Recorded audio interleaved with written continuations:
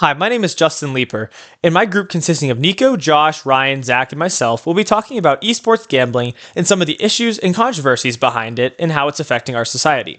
So how does it work? It's very similar to sports betting, where you might see a game between the Buccaneers and the Chiefs, where you might bet an over-under a certain amount of points being played in a game.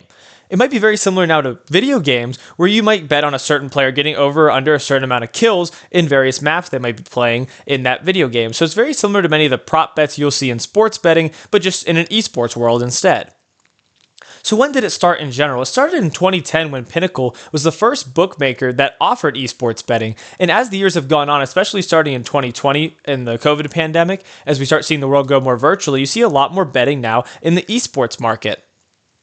And seeing on a betting worldwide, you'll see that the worldwide market exceeds $13 billion and is projected at a 10 to 15% increase as the years go on, according to Mordor Intelligence. You'll see that most of the market share, according to Grandview Research, is in the Asia and Pacific countries, but is starting to grow a lot more in Europe and North America as it becomes more legalized and deregulated across these different regions. So what are some of these betting platforms that offer esports betting? A lot of the same ones such as FanDuel, DraftKings, and PrizePicks that already offer these sports bets are starting to also transition into esports bets at the same time, showing again that link between the two groups. You might see some different games such as League of Legends, Call of Duty, or Overwatch being popular to bet on, as well as many other games which will start to become even more and more popular to bet on in the future as it becomes more open to the public.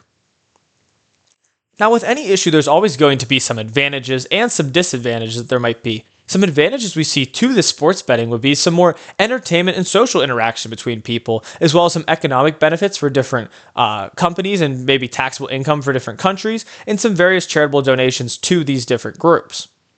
But some disadvantages that play more into the issues we're talking about today could be some of the addiction side effects that would be a part of gambling as well. You might see more younger players that might have more addictions that might start at a younger age. You'll see different issues regarding gambling, cheating, and fixing of matches, which could also really affect these players and lead to more issues economically whenever people are trying to pay money and then having cheating scandals that might happen, which creates ethical issues. And you also have a lot of these esports fans who are minors and might not be supposed to be betting on these different websites, but overall they're still finding ways to go out and bet, which could lead to these gambling addictions at a younger age and just create more issues for younger people in our society.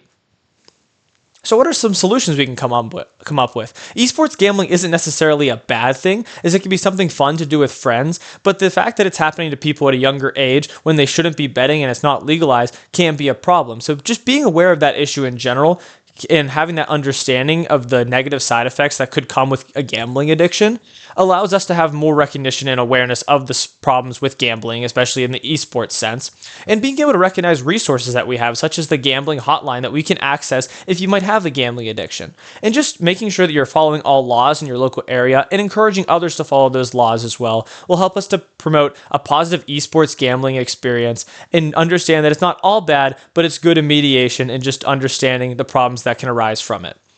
And these are some of our different sources that we had as part of our presentation. So I hope you enjoyed, and thank you very much for watching and listening to a very important issue.